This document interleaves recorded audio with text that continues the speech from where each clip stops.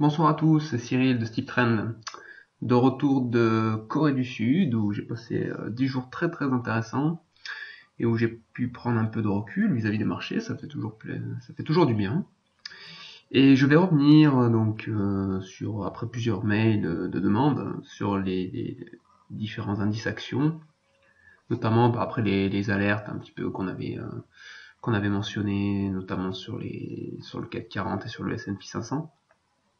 Et on fera aussi un petit tour, je pense que ça vaut le coup de regarder un petit peu ce qu'a fait l'or et l'argent depuis notre dernière alerte, puisqu'on avait dit que ça serait un sujet assez chaud d'ici les prochaines semaines. Donc tout d'abord, commençons par le CAC 40.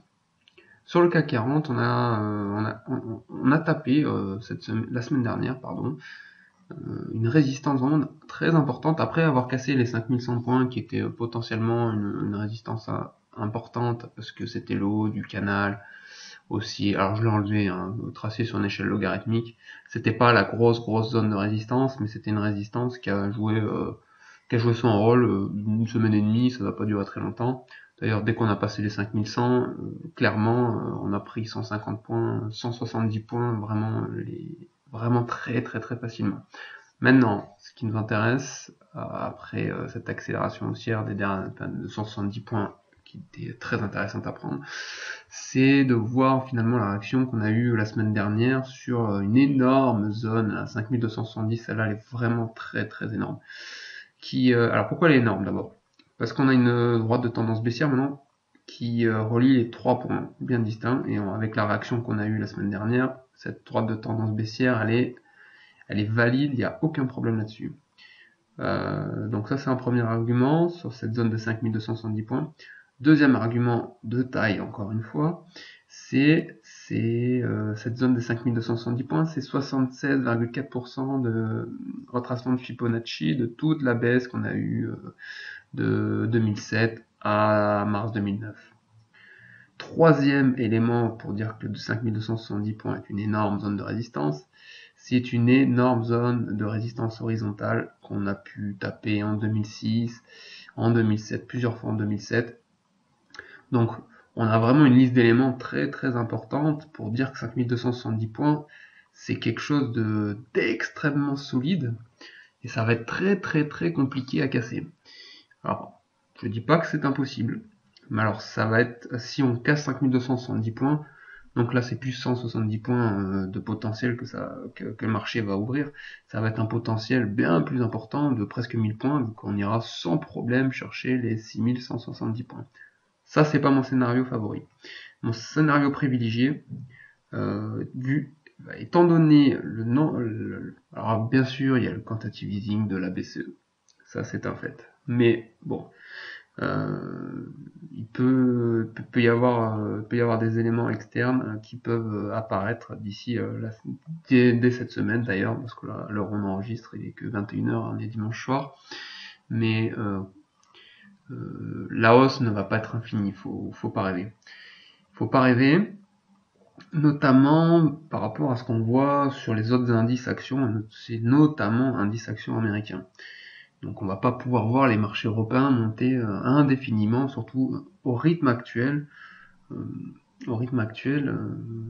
vitam aeternam. Surtout qu'à côté de ça, il faut aussi regarder quand même le marché des taux, ce que fait le marché des taux, savoir les rendements obligataires allemands et français. Alors le rendement 10 ans allemand il est bientôt négatif, hein, donc ça sent pas la croissance hein, concrètement. Alors ok, la BCE intervient, mais enfin, si on était dans un marché efficient, on va dire, parce que maintenant on peut se poser la question, on n'aurait pas un taux à 10 ans allemand presque négatif. Hein. Si on était dans un marché avec une telle croissance que par rapport à ce que nous dit le marché action, on n'aurait pas des rendements aussi bas. Donc il y a quelque chose qui coince, il y a quelque chose qui va pas. Alors le marché action monte, gonflé à l'hélium hein, grâce aux différents quantitative easing, à la fois de la BCE, à la fois de la Fed, enfin, le quantitative easing passé de la Fed, et à la fois de la Banque du Japon qui est aussi assez impressionnant, qui achète carrément, hein, bientôt ils vont acheter des actions directes hein, à ce rythme. Donc voilà. Bon, Ça c'est une petite parenthèse, mais tout ça pour dire que 5270 points, c'est quelque chose d'extrêmement solide. Et vu la réaction qu'on a eue la semaine dernière, je pense la réaction ne va pas s'arrêter en si bon chemin. Surtout si on zoome un petit peu plus sur un graphique journalier. On voit quand même, bon, allez, on n'est pas encore passé en dessous de la moyenne mobile 20 jours, donc il n'y a pas de quoi encore avoir vraiment peur. Mais je pense que là, ça va vraiment être le détonateur dès le lundi à l'ouverture. Si on commence à passer sous 5120 points, là, je pense qu'il faut couper les longs et même jouer des positions baissières. Notamment après, alors ce qui est intéressant, là, je vais le retracer, mais sur la MACD, comme sur le S&P 500 qu'on va voir tout à l'heure, c'est toujours pareil. Vous voyez bien que là, ça commence à caler. Hein. Ça commence à caler sur la MACD, vu qu'on n'arrive pas à faire de plus haut. Alors si on ajoute à ça la configuration mensuelle qui commence à être très inquiétante, donc là, très inquiétante, là effectivement on peut pas dire qu'on peut s'inquiéter, mais la résistance, elle, est inquiétante, en tout cas. Autre point, bon alors ça c'est un décompte, hein. On va pas se focaliser là-dessus, je vais le garder pour moi. Ce qu'on peut aussi dire sur le CAC 40, c'est qu'on ne peut pas être à l'abri. Alors ça peut paraître fou aujourd'hui de le dire, mais on verra d'ici les prochains mois, hein, parce que là on est un petit peu dans l'euphorie. On ne peut pas être à l'abri d'une formation d'un triangle. Donc c'est-à-dire revenir sur les 2600 points à horizon fin 2007, début 2018. Ça, il faut pas l'exclure, je ne l'exclus pas. Bon, voilà ce qui en est pour le CAC 40, pour ceux qui veulent un suivi du CAC 40. Maintenant, pour le S&P 500, car il y en a qui s'intéressent au marché américain, et on ne peut pas analyser le CAC 40 sans analyser les indices US en parallèle. Donc moi j'ai toujours ce scénario là en tête, hein. Je crois que je l'avais déjà montré, je l'avais déjà posté, en tout cas en vidéo il me semble, si je ne l'ai pas fait, ben, ça sera une première. Donc pour moi on est toujours dans cette vague 3 là, de vague 3 ultra puissante sur le S&P 500, mais 2150 c'est une projection assez clé de très très long terme. Donc pour moi 2150, 2160 ça va être très compliqué à passer sur le S&P 500, c'est pour ça que j'anticipe vraiment une consolidation assez franche et assez, peut-être voire assez longue, hein. Enfin, quand je dis assez longue, peut-être au moins un trimestre, 2 trimestres, qui nous permettrait d'avoir une vague 4 et de repartir, pourquoi pas, à la hausse sur les 2150, voire plus. On n'est pas à l'abri. Donc au moins revenir sur cette zone-là, les 2120 points. Donc la tendance de fond elle est toujours haussière, hein. Le rouleau compresseur est en marche. Maintenant, comme je l'ai déjà mentionné, à court terme et à moyen terme, là il y a vraiment beaucoup d'éléments. Maintenant ça met du temps à se mettre en place, parce qu'il y a un petit peu de bruit entre guillemets de la part des banques centrales qui veulent absolument pas que ça dérape. Mais j'ai l'impression que la nature va reprendre ses droits. À surveiller dès le début de cette semaine d'ailleurs. Qu'est-ce qu'on avait mentionné déjà la dernière fois? Ah oui, donc notre petite alerte sur l'or et l'argent. Donc c'est un peu comme sur le marché action. Finalement, on a des alertes, ça se met pas encore en place, mais le modèle, notre analyse n'est pas invalidée et c'est toujours en place. Hein. Donc pour l'instant sur l'or, ça ne part pas parce qu'à chaque fois on a des ventes qui arrivent dès qu'on approche la fameuse résistance des 1220, qui est à la fois le moyenne mobile 20 semaines et à la fois la moyenne mobile 50 jours, si je ne me trompe pas. Voilà. On voit bien qu'à chaque fois qu'on essaye de la traverser, ça se reprend une bonne vente. Maintenant, ok, ça passe pas, mais en attendant, ça ne baisse plus. Donc moi, mon analyse de vague 3, là, qui doit partir sur les 1520 d'ici fin juin, elle est toujours valide. Elle est toujours valide avec une droite de tendance haussière sur le RSI, sur la MACD, d'ailleurs qui va recroiser à la hausse sur mon avis dès lundi, dès demain. Donc ça c'est pas invalidé, c'est toujours en cours et je pense toujours que quand ça va passer là, toute cette zone là, en tout cas quand ça va passer les 1310, ça va être violent et puissant. Donc voilà, ça c'était un petit update très rapide de l'or, hein, parce que ça va absolument pas bouger depuis que je suis parti. C'est toujours en attente et je pense toujours que ça va exploser à la hausse. Non, il y a quelque chose d'autre que je voulais vous montrer sur le S&P. Voilà, on a toujours cette, parce que je vous ai montré qu'un graphe mensuel, on a toujours ce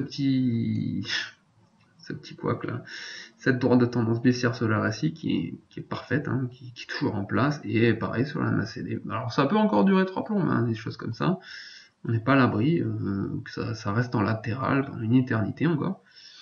Mais moi si j'ai, enfin je ne peux pas être long sur une configuration, sur une configuration technique comme ça, pardon. Il y a trop de signaux d'alerte. Il y a trop de signaux qui... Et le problème de ces signaux-là, c'est que quand ils vont vraiment valider, on aura déjà perdu 100 points sur le S&P, voire 150. Et ceux qui attendent de trop, il va y avoir...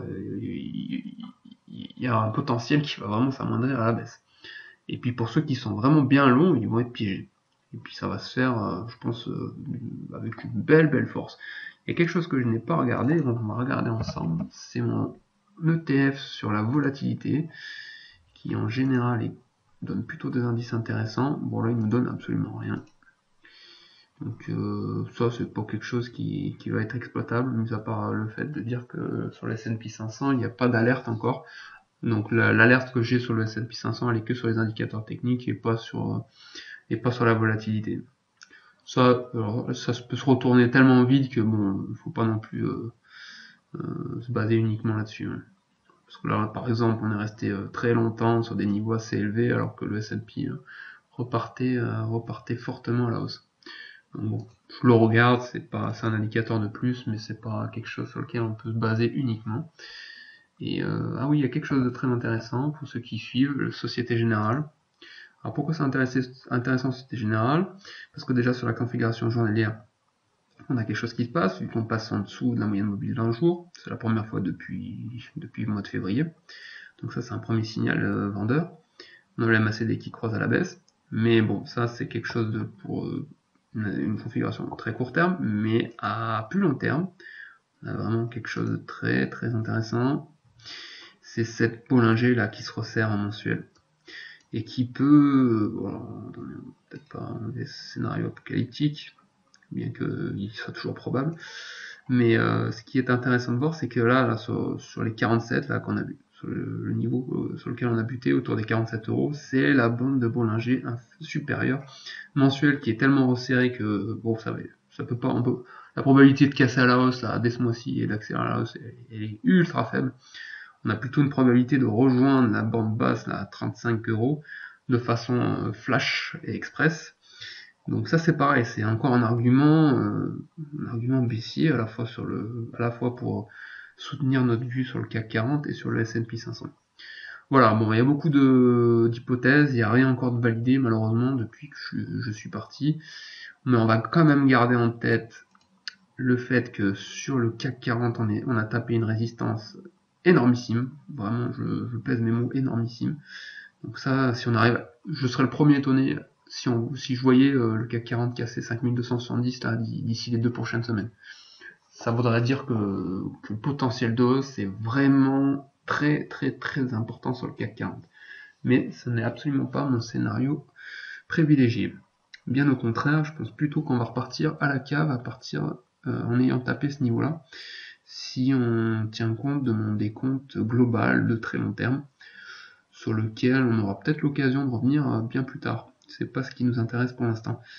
Ce qui nous intéresse pour l'instant, c'est la dynamique des prochains jours et la probabilité de voir, à mon avis, une forte correction, même si, parce que là, l'environnement global, surtout de la part des investisseurs particuliers, il est vraiment, enfin, moi j'ai pas vu ça depuis, je ne veux même pas dire depuis les années 2007, parce que moi en 2007, je n'ai pas souvenir d'avoir vu une telle euphorie de la part des particuliers, mais depuis les années 2000, je vois vraiment le même sur des forums, parce que c'est très intéressant de lire les forums, ça permet de voir un peu l'euphorie ambiante, ou le pessimisme ambiant, ce qui était le cas aussi en 2009, où on se faisait insulter dès qu'on passait à l'achat sur certaines valeurs. Mais on a exactement la même euphorie que dans les années 2000. Alors avec un niveau de cas qui est bien moindre, mais je retrouve vraiment cette euphorie ambiante qui à mon avis est très malsaine, et qui pour les contrariens dont je peux faire partie, mais pas uniquement, doivent prendre en compte à mon avis de façon très sérieuse. Voilà, bon, c'était encore une énième alerte sur les indices actions. Alors bon, là, 5100 c'était une première alerte, hein. Bon là 5270 c'est vraiment le gros niveau à surveiller vraiment. Puis bah, si on casse 5270, alors là on refera une analyse et puis on verra quels sont les potentiels, le potentiel de hausse et surtout dans quel timing. Mais je vous dis vraiment, c'est pas mon scénario privilégié, bien au contraire. Je pense vraiment que là, ça va partir à la baisse. Voilà, on aura l'occasion de refaire un point d'ici les prochains jours, voire les prochaines semaines. Tout dépendra comment ça bouge. Sinon, je ferai un point sur certaines valeurs selon les demandes que j'ai par email. Je vous souhaite une excellente fin de week-end, un excellent début de semaine, pardon. Et je vous dis à bientôt sur steeptrend.com. Au revoir.